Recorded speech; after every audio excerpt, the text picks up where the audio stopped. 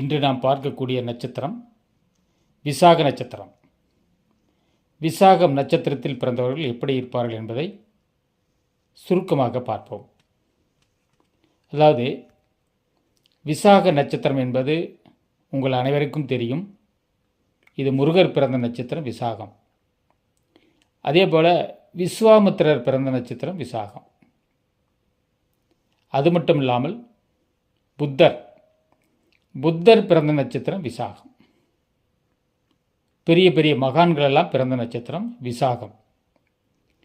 So அவருடைய அதாவது முருகருடைய குணாதிசயங்கள், முருகருடைய செயல்பாடுகள், அதே போல் விஸ்வாமித்திரருடைய செயல்பாடுகள், அவருடைய குணாதிசயங்கள், அதே போல் புத்தருடைய செயல்பாடுகள், அவருடைய குணாதிசயங்கள் எல்லாம் நாம் சற்று அலசி ஆராய்ந்து பார்த்தால் அதே போலத்தான் இந்த விசாக நட்சத்திரத்தில் பிறந்தவர்களும் இப்படித்தான் இருப்பார்கள்.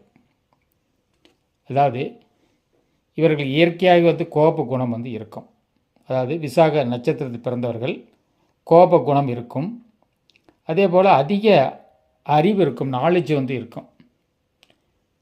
எந்த அளவுக்கு நாலேஜ் இருக்கோ அந்த அளவுக்கு பிடிவாத குணமும் அதே அளவுக்கு இருக்கும். இவங்க மற்றவர்களை எடை போட்டுருவாங்க. டக்குன்னு தூக்கி பார்த்து இப்போ இன்னார் இப்படியா என்பதை இவர்கள் தூக்கி பார்ப்பார்கள்.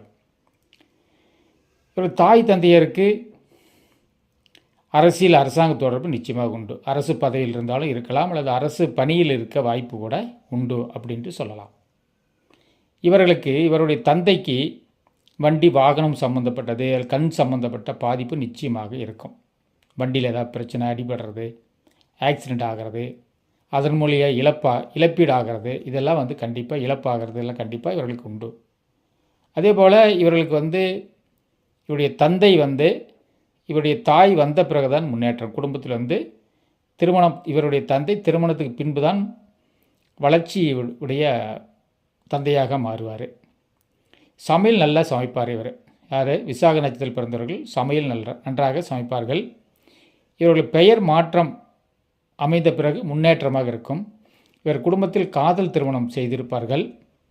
இவர்கள் விசாக நட்சத்திரத்தில் பிறந்தவர்கள் இவருடைய தாயிடம் ஆசி பெற்று சென்றால் நிச்சயமாக எந்த காரியமும், முடியாத காரியமும் வெற்றியடையும். நன்றி, வணக்கம்.